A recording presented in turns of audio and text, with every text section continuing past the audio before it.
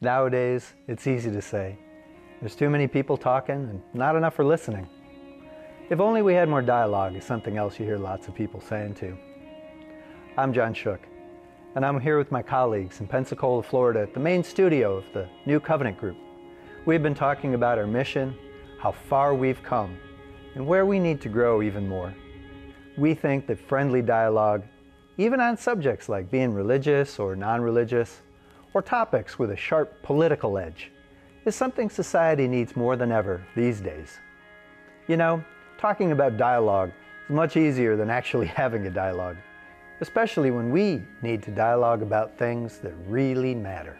You've heard it said all the time, stay away from religion or politics in polite conversation. And there is some wisdom in that old saying. People can get impolite when a nice discussion suddenly gets into comparing religious views or when somebody wants to argue a political point. Risk, you just never know. It's safer to avoid those kinds of topics, right? On the other hand, polite conversation has a way of staying superficial. Well, and that can be fine when a fun gathering needs to make sure everyone feels comfortable and no one feels left out. When a nice conversation suddenly becomes a serious discussion, the atmosphere changes, doesn't it? There's nothing wrong with a serious discussion, of course, so long as everyone's ready for that. People need to be able to have serious discussions sometimes. Well, it depends on the setting. In places where people need to compare notes, think up some plans, or reach a decision together. And serious discussions can work well when people are gathered to reach some common understanding or to find a consensus. Sharing information and comparing perspectives lets people find out where they can agree with each other. If enough agreement can be found, a group can get to a consensus. Reaching a consensus is something any group of people with a common purpose, they have to do from time to time. Now, of course, our society, it has big problems, bigger than anything that a social club or a church or a corporation could really handle. Our society is full of all sorts of people who wouldn't have much in common besides the way they're all trying to live their lives in the same land. Civil discussion among the public is another one of those things that we say we want more of, but that's even harder. Not everyone can personally participate that much. Consensus is hard to reach. Perspectives can be so different. Yet the issues there to discuss are hugely important to everyone. And there's another thing about consensus. That reaching a consensus just means the participants have reached some agreement together about something.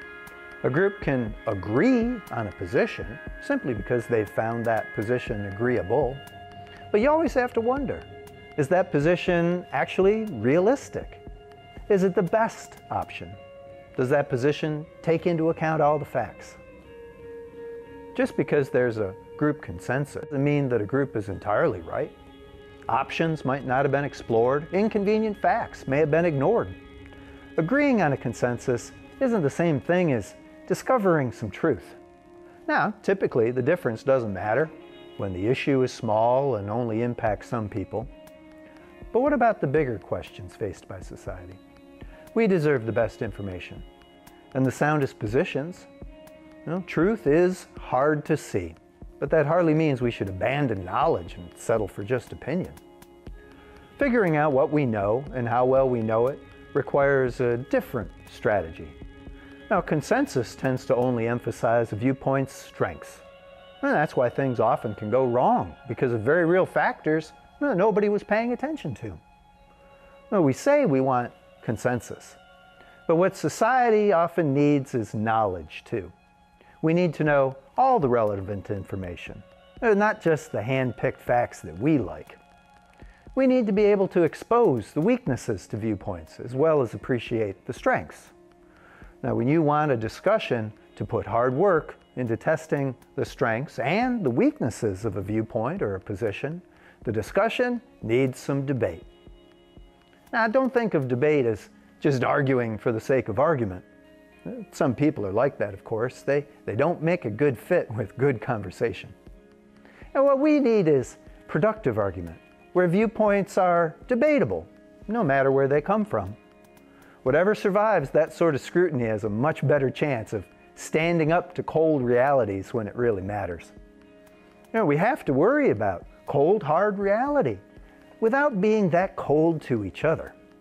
We have to be hard on our viewpoints without being too hard on each other. We've got to keep everybody feeling welcome so that we don't miss out on more perspectives. No, it's not for everyone, of course, but the great thing about arguing over viewpoints is that it doesn't have to be private. Wouldn't you like to listen in on a productive argument once in a while?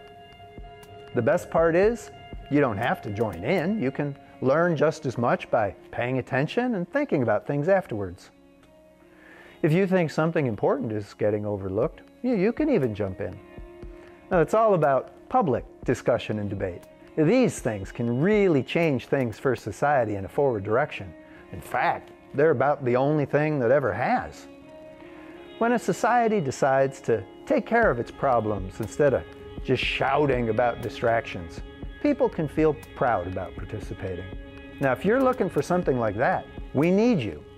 If you especially like to share what you've seen and you've learned, we need you to keep visiting as often as you can.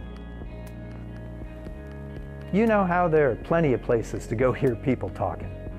But maybe we've had enough of political pundits and public intellectuals. Are they really talking to each other or just past each other? It's hard to tell. What we really need are more public communicators.